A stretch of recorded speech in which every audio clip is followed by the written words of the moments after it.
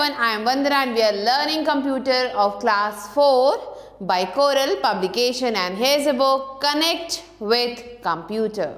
Let's start with chapter number 7, which is File Management in Windows 10. So Windows 10 में हम File Management कैसे करते हैं वो पढ़ेंगे. And before starting this, let's move on to chapter Connect. Identify the type of file from its file extension. तो यहाँ पे कुछ फाइल एक्सटेंशन दिए गए हैं. आपको क्या करना है, आपको आइडेंटिफाई करनी है किस तरीके की फाइल यहाँ पे दी गई है. So first is JPG. So this is a picture. Next .docs. It is a document. Next, .mp3, it is a music file, and the next is .pptx, it is a PowerPoint presentation. So you have to write it like this. Now let's start the chapter. In the previous classes, you have studied an overview of Windows 10 and how to organize files and folders in it. So जो previous classes थी आपकी, उसमें आपने पढ़ा था कि Windows 10 क्या है और कैसे उसमें files और folders को organize करते हैं. Now we shall study about the features of file management. अब हम पढ़ेंगे features file management के and some more things about working with files. और भी बहुत सारी चीज़ें पढ़ेंगे. क्या है वो? Working with files and folder, कैसे हम फाइल्स और फोल्डर्स के साथ वर्क कर सकते हैं in Windows 10. Let's move on to the first topic today, which is features of file management.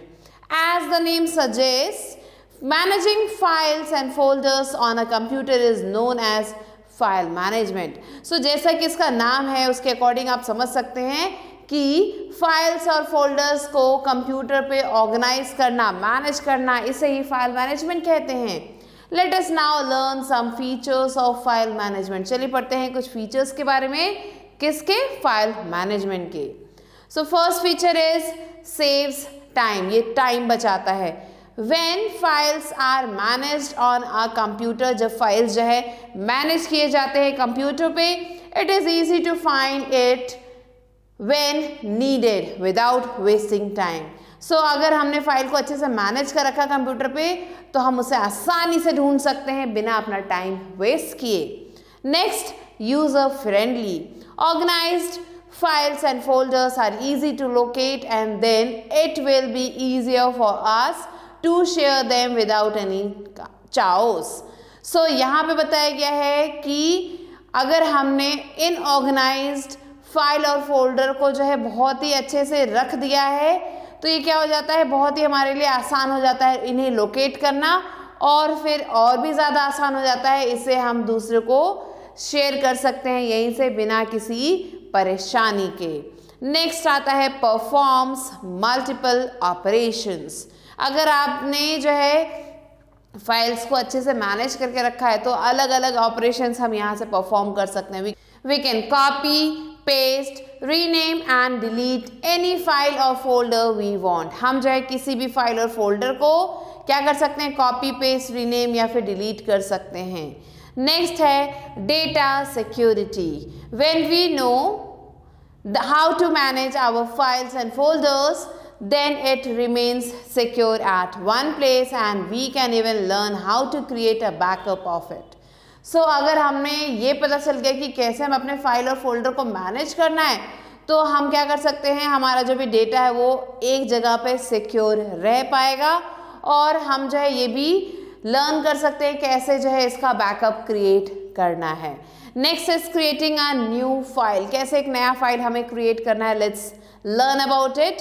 So there is always a need to use an application program to create a new file. तो हमेशा क्या होता है, एक ज़रूरत होती है किस चीज़ की, कोई भी एप्लीकेशन प्रोग्राम को यूज़ करने की ताकि हम एक नया फाइल क्रिएट कर सकें। फॉर एग्जाम्पल वर्ड 2016 और PowerPoint 2016 are use to create a document file. इन्हें यूज किया जाता है डॉक्यूमेंट फाइल को क्रिएट करने के लिए और आप प्रेजेंटेशन फाइल रिस्पेक्टिवली, या फिर प्रेजेंटेशन फाइल को क्रिएट करने के लिए। To create a word file in Windows 10, अगर हम क्रिएट करना चाहते हैं वर्ड फाइल विंडोज 10 में, so what we have to do, we have to follow the steps given below. यहाँ पे जो स्टेप्स दिए गए हैं उन्हें फॉलो करना होगा। तो स्टेप 1 कहता है open word 2016 and create a blank document. So word 2016 हमें ओपन करना और उसमें एक ब्लैंक डॉक्यूमेंट क्रिएट करना है। Next, type anything in the document, document में कुछ भी आप टाइप कर सकते हैं। फिर है click the file tab and select the save as option. फिर फाइल टैब पे जाना और वहां से सेव एज ऑप्शन को सिलेक्ट करना है। The save as dialog box appears, और ये करने पे जो सेव एज डायलॉग बॉक्स है वो सामने आ जाता है। फिर step 4 is browse the folder in which we want to save the file. हमें क्या करना है, उस फोल्डर तक जाना है जहां पे हम उस फाइल को सेव करना चाहते हैं। Type in a name for the file and save it, उस फाइल को एक नाम देना और फिर उसे सेव करना है। A new file is created, एक नया फाइल क्रिएट हो जाता है। We can also create a blank file using the shortcut menu. हम एक ब्लैंक फाइल भी क्रिएट कर सकते हैं शॉर्टकट मेन्यू को यूज करके। Follow the given steps to do the same, अब ये जो स्टेप्स दिए गए इन्हें फॉलो करना होगा ऐसा करने के लिए। सो स्टेप 1 कहता है right click anywhere in the blank area in the folder where we want to create a new file. So हमें क्या करना है, राइट क्लिक करना है कहीं पे भी ब्लैंक एरिया में उस फोल्डर के जहाँ पे हम जो एक नई फाइल क्रिएट करना चाहते हैं। अ शॉर्टकट मेन्यू अपीयर्स, एक शॉर्टकट मेन्यू हमारे सामने आ जाएगा। फिर place the cursor on the new option, new option पे हमें अपना कर्सर लेके जाना है। अ सब मेन्यू अपीयर्स, और जैसे हम ये करेंगे तो एक सब मेन्यू जो है हमारे सामने आ जाएगा। Next, select the file type we want to create. अब यहाँ से हमें सेलेक्ट करना है किस तरीके का फाइल हम क्रिएट करना चाहते हैं। अ new file will appear with its name highlighted, एक नया फाइल यहाँ पे अपीयर हो जाएगा और उसमें उसका नाम हाईलाइटेड होगा। Next is rename the file and press the enter की। फिर हमें क्या करना है, फाइल को रीनेम करना है और एंटर की प्रेस करना है।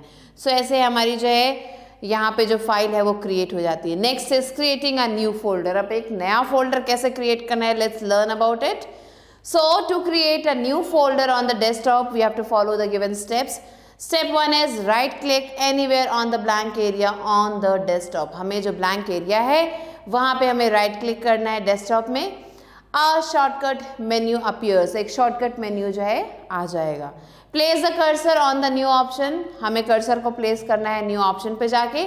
सब मेन्यू अपीयर्स, एक सब मेन्यू हमारे सामने आ जाएगा। सेलेक्ट द फोल्डर ऑप्शन, यहाँ से हमें फोल्डर ऑप्शन को सेलेक्ट करना है। A new folder will appear with its name highlighted, एक नया फोल्डर यहाँ पे आ जाएगा और उसका नाम यहाँ पे हाईलाइट होने लगेगा। Rename it and press the enter की, फिर हमें क्या करना है, रीनेम करना है उसे और फिर एंटर की को प्रेस कर देना है। Now, you can create a new folder by using the keyboard keys Control plus Shift plus N। हम एक नया फोल्डर क्रिएट कर सकते हैं शॉर्टकट की यूज़ करके, और वो कौन से शॉर्टकट की है, वो है Control plus Shift plus N। सो इससे हम नया फोल्डर क्रिएट कर सकते हैं। So this was your cyber tidbits। Now let's move on to copying or moving file or a folder। सो कैसे हम जो है एक नया फाइल जो है कॉपी या फिर मूव कर सकते हैं। सो कॉपिंग अ फाइल और a folder means to create an identical file और folder like the one we are copying. So copying a file और फोल्डर का मतलब होता है कि हम एक उस फाइल या फिर फोल्डर जैसा एक और फाइल और फोल्डर बना रहे हैं जो सेम टू सेम होगा। मूविंग अ फाइल और a folder means changing its location. लेकिन अगर हम मूविंग की बात करें, मूविंग अ फाइल और फोल्डर की बात अगर हम कहते हैं तो इसका मतलब हम उस फाइल को एक पर्टिकुलर लोकेशन से हटा के दूसरी लोकेशन पे रख रहे हैं। टू कॉपी और मूव अ फाइल और अ फोल्डर, अगर आप किसी फाइल या फिर फोल्डर को क्या करना चाहते हैं, कॉपी या फिर मूव करना चाहते हैं, so what we have to do, we have to follow the steps that is given below. So step 1 is open this PC window and locate the file which we want to move और copy. तो सबसे पहले हमें this PC को open करना है, ये जो ऑप्शन है, और फिर यहाँ पे जाके हम उस फाइल को जो है लोकेट करना है जिसे हम मूव या फिर कॉपी करना चाहते हैं।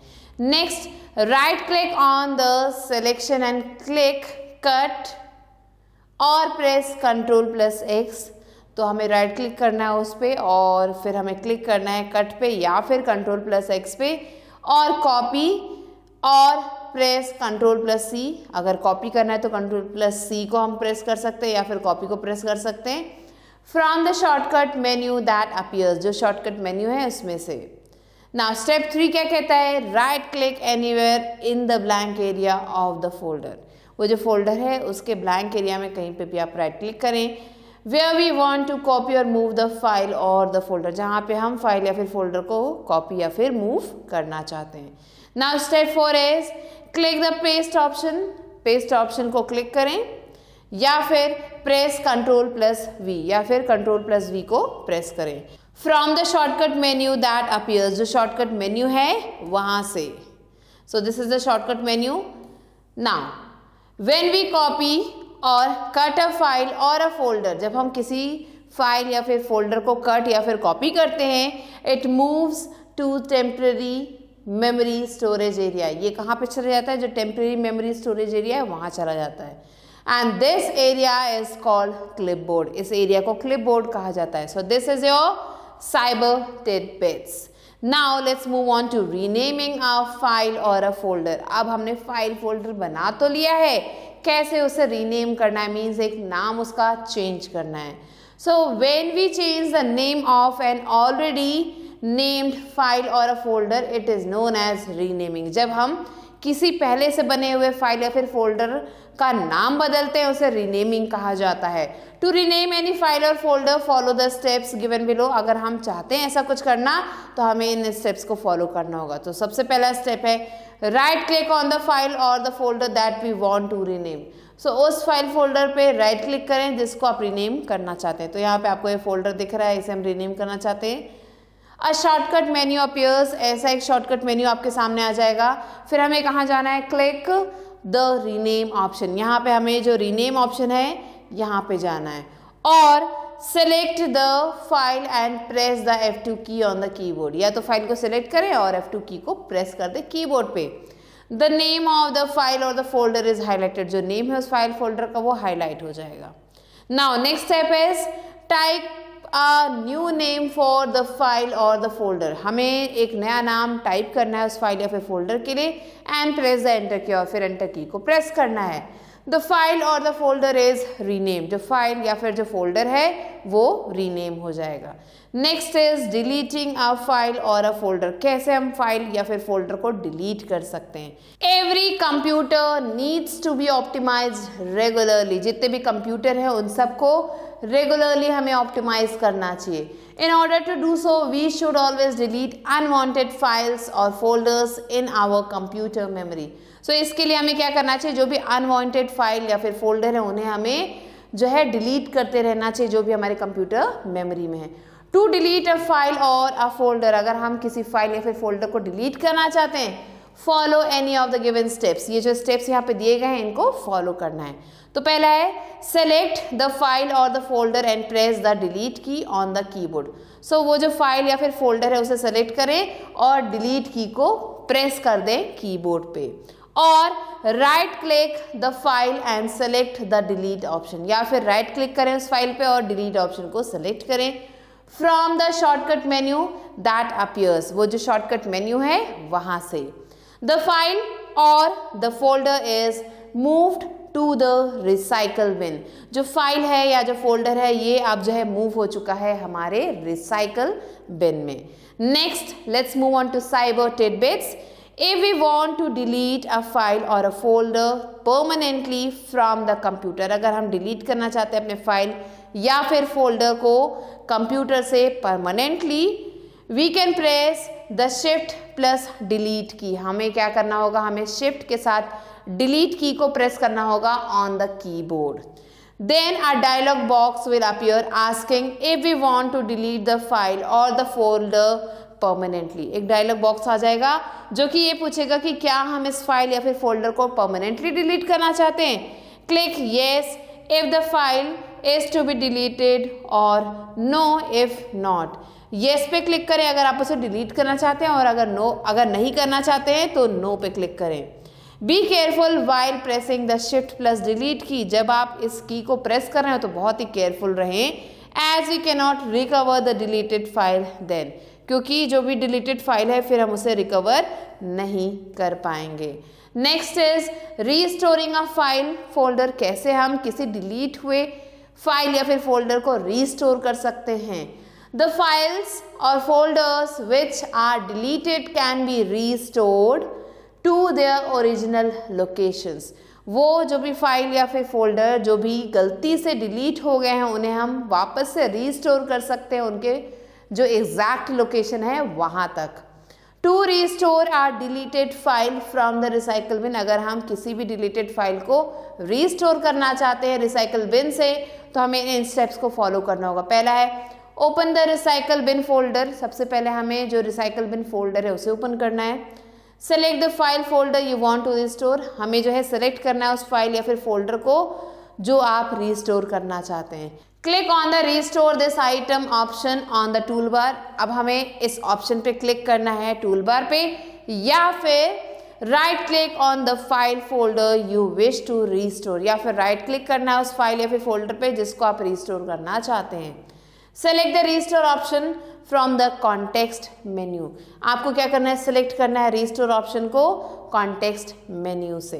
The selected file folder disappears from the recycle bin. जो सेलेक्टेड फाइल फोल्डर है वो क्या हो जाता है, डिसअपियर हो जाता है, गायब हो जाता है रिसाइकल बिन से, रिसाइकल बिन के विंडो से, and gets restored to its original location. और फिर वो अपनी ओरिजिनल लोकेशन पे पहुंच जाता है। सो आप देख सकते हो यहाँ पे आपको पूरा जो है दिया गया है कि कैसे हम यहाँ पे ये रिसाइकल बिन के सारे आइकन्स दिए गए हैं। Empty recycle bin properties, restore all items, restore the selected items. So ये सारे रिस्टोर के ऑप्शंस यहाँ पे दिए गए हैं। इसके अलावा आप देख सकते हो रिसाइकल बिन में ये सारे फाइल्स हैं, तो ये फाइल हमने सेलेक्ट की थी और इसे हम रिस्टोर कर रहे हैं, तो हम यहाँ पे क्लिक करेंगे restore the selected item. So this is how we can restore the file. Now let's move on to recap. Managing files and folders on a computer is known as file management. File management is user-friendly and it saves time, performs multiple operations such as copying, moving, renaming and deleting a file or a folder, and provides data security. Next, there is always a need to use an application program to create a new file. Copying a file or a folder means to create an identical file or folder like the one we are copying. Moving a file or a folder means changing its location. We can change the name of an already named file or a folder. It is known as renaming. Every computer needs to be optimized regularly in order to do so. We should always delete unwanted files or the folders in your computer memory. Now let's move on to evaluate. A exercises, take the correct answer. Here the first one is the shortcut key for copying the files and folder is Ctrl Z, Ctrl C or Ctrl V. The correct answer is Ctrl C. Now the second one is when we copy a file or folder, it moves to a hidden memory storage known as this PC, backup, clipboard. Correct answer is clipboard. Third one, when we delete a file, it moves to recycle bin, clipboard or desktop. It moves to recycle bin. Fourth one is, which of the following is a feature of file management? Saves time, data security or both of these? Both of these is the correct answer. Fifth one is, which of the following keys are used to rename a file? F4, F2 or F12? The correct answer is F2. Now let's move on to B exercise, which is fill in the blanks. Here the first one is the organized files and folders are easy to locate. Second one, we can also create a new file using the shortcut menu. Third one, copying a file or a folder means to create an identical file or folder. Next, fourth one is the area where the cut or copied file goes first is known as clipboard. And the fifth one is our data remains secure at one place and we can even create a backup of it. So these are the answers. Now let's move on to C exercise, which is write T for true and F for false statements. First one is file management saves time. Yes, true. Second one, clipboard is a temporary folder that contains deleted files folders. False. Third one, when we change the name of an already named file or a folder, it is known as naming. False again. Fourth one, to rename a file or a folder, the F2 key is pressed. True. Fifth one, the key combination Control plus Shift plus Delete deletes a file permanently. Yes, this is true again. So these are the answers that you have to write and do the rest of the questions yourself. With this, we have completed the chapter. I hope you understood it. I'll be meeting you soon with a new video and a new chapter. Till then, stay tuned and thanks for watching.